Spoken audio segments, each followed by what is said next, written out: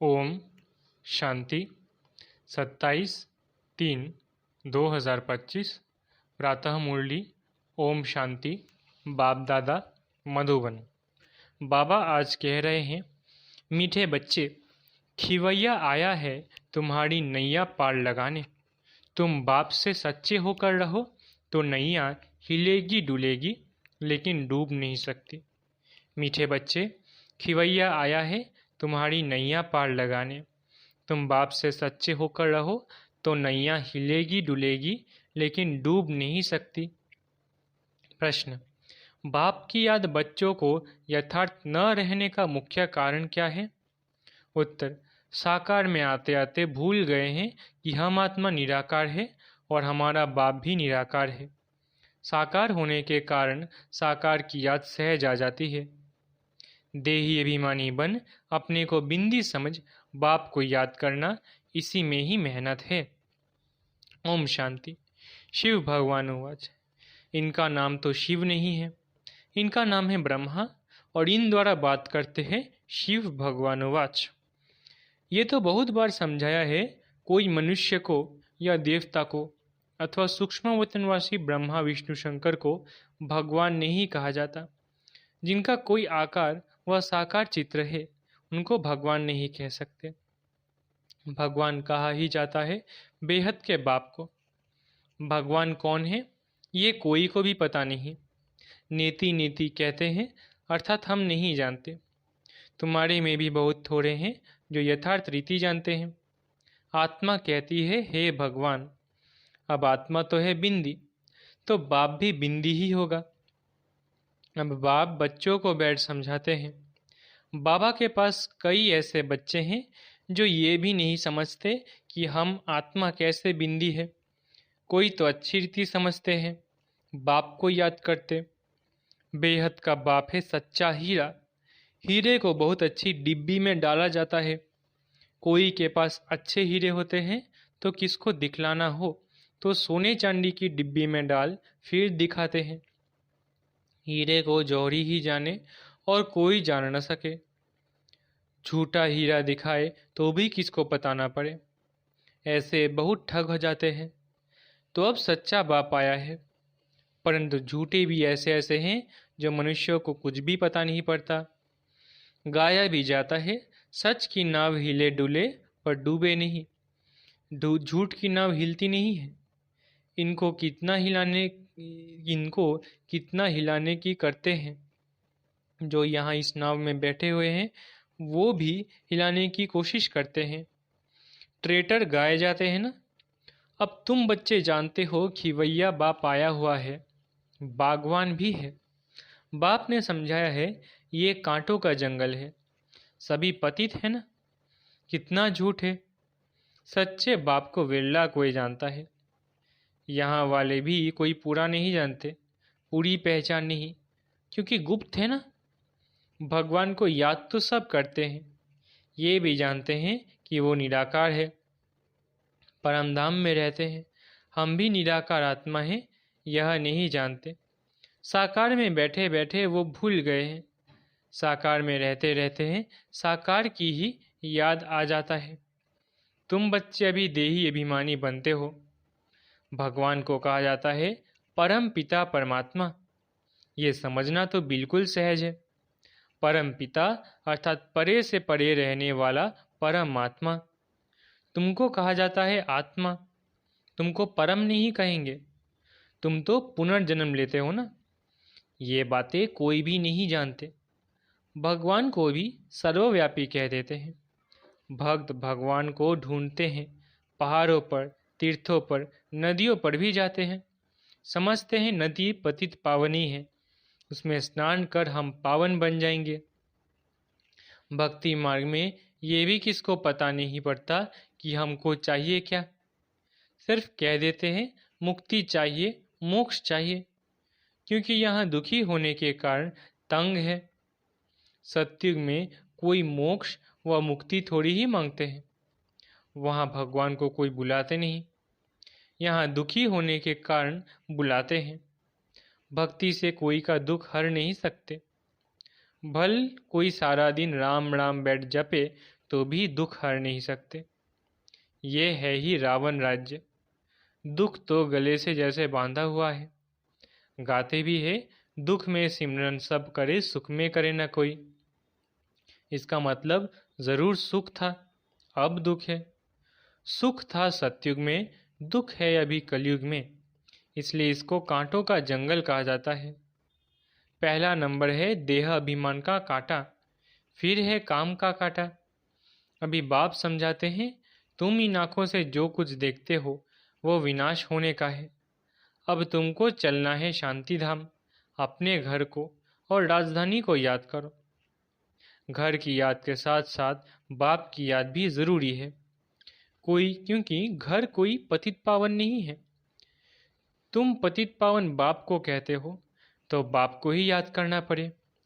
वो कहते हैं मामेकम याद करो।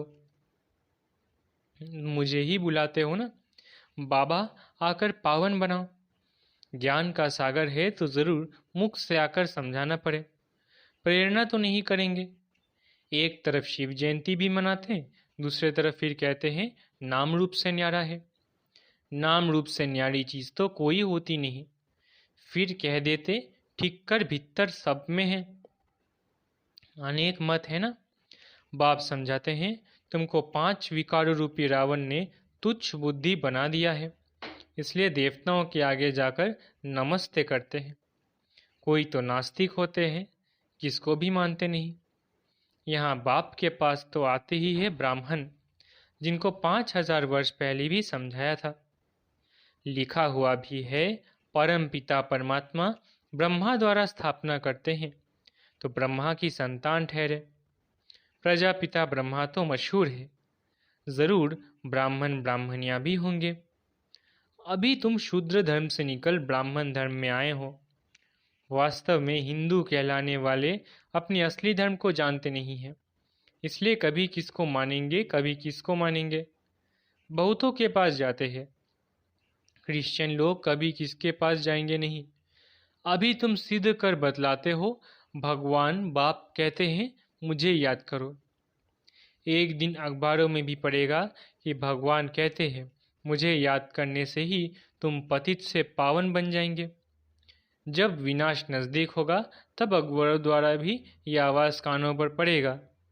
अखबार में तो कहाँ कहाँ से समाचार आते हैं ना, अभी भी डाल सकते हो। भगवानुवाच परम पिता परमात्मा शिव कहते हैं मैं पतित पावन हूँ, मुझे याद करो तो तुम पावन बन जाएंगे। इस पतित दुनिया का विनाश सामने खड़ा है। विनाश जरूर होना है, ये भी सबको निश्चय हो जाएगा।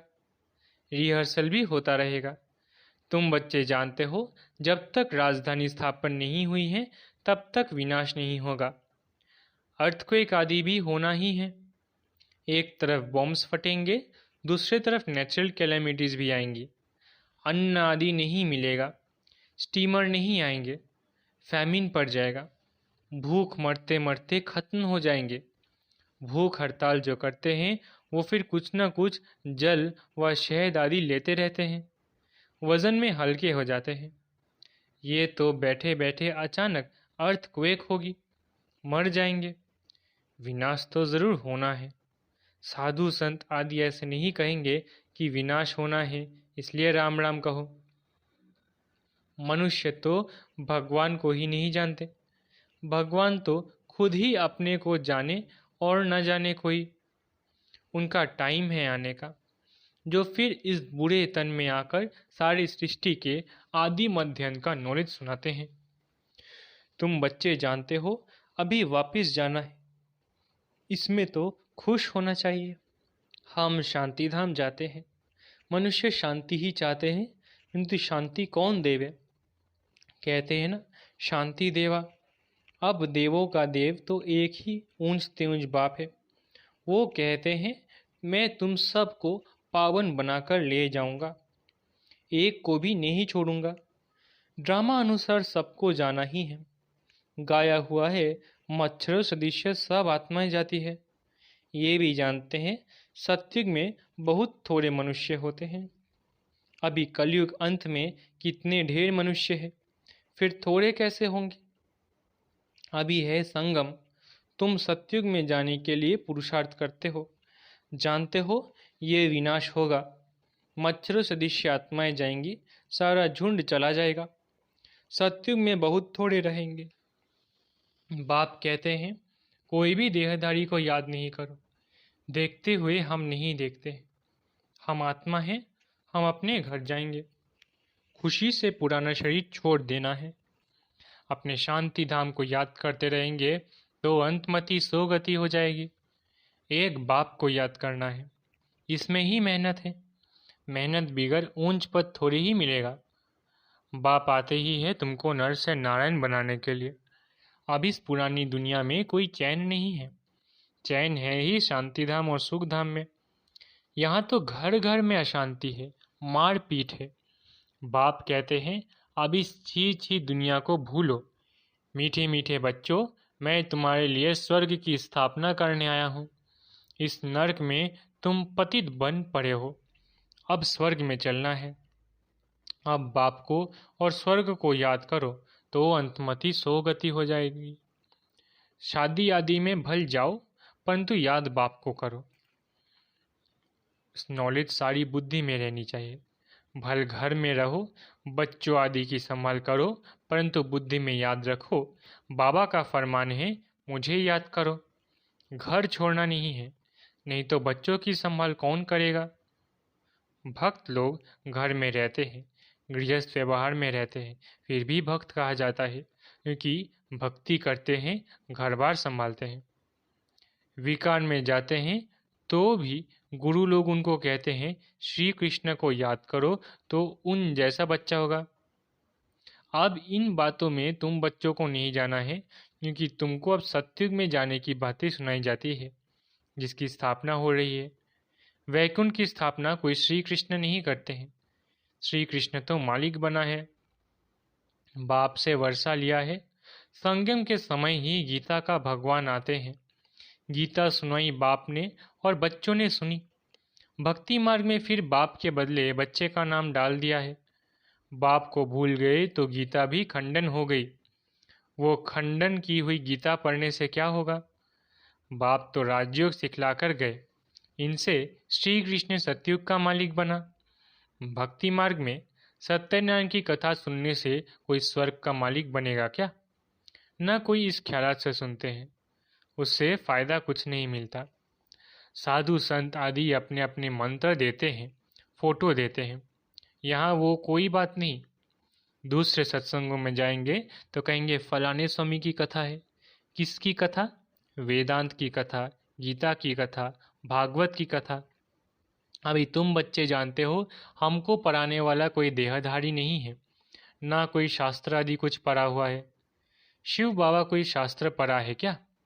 पढ़ते हैं मनुष्य। शिव बाबा कहते हैं मैं गीता आदि कुछ पढ़ा हुआ नहीं हूँ।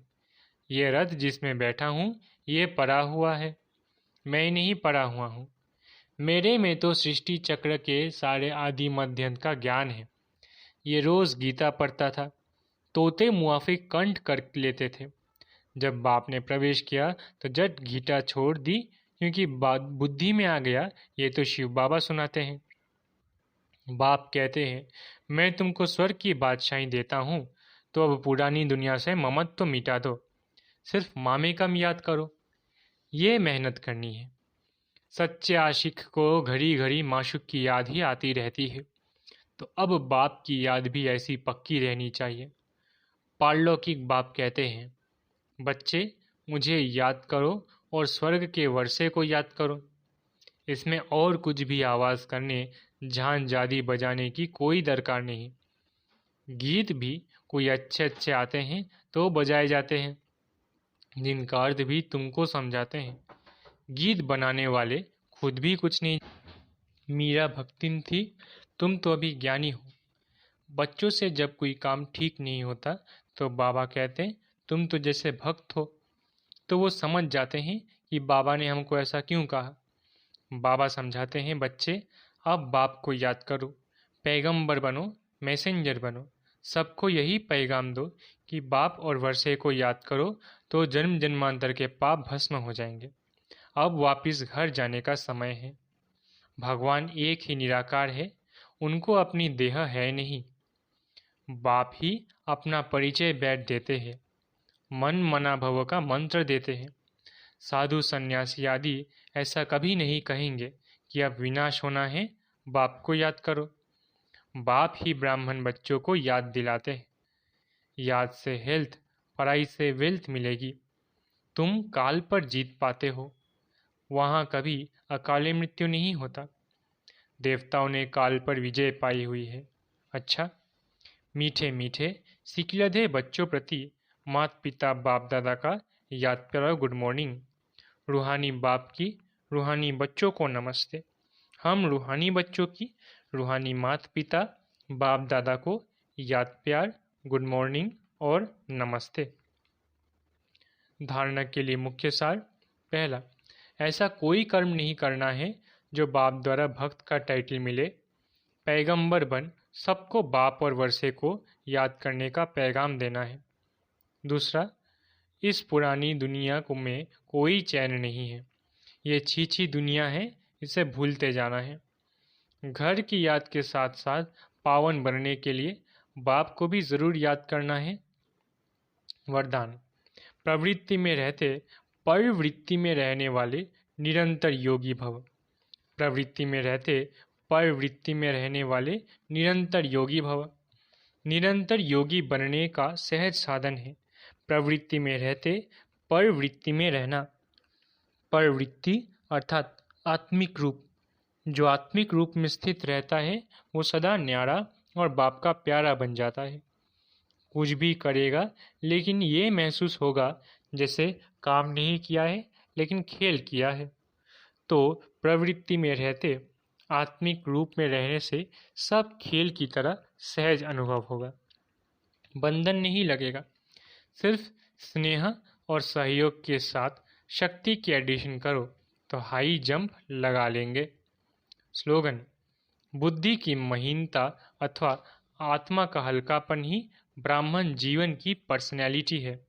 स्लोगन, बुद्धि की महीनता अथवा आत्मा का हल्कापन ही ब्राह्मण जीवन की पर्सनैलिटी है। अव्यक्त इशारे, सत्यता और सभ्यता रूपी कल्चर को अपनाओ। हिम्मते शक्तियाँ मददे सर्वशक्तिमान। शेरनियाँ कभी किससे डरती नहीं, निर्भय होती है। ये भी भय नहीं कि नाम मालूम क्या होगा। सत्यता के शक्ति स्वरूप होकर नशे से बोलो, नशे से देखो। हम ऑलमाइटी गवर्नमेंट के अनुचर हैं। इसी स्मृति से अयथार्थ को यथार्थ में लाना है।